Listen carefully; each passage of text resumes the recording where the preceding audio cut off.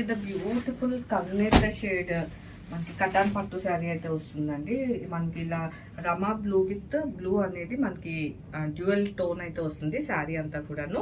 And ఇలా మనకి weaving బూటీస్ అనేది త్రూ అవుట్ ద శారీ చూడొచ్చు.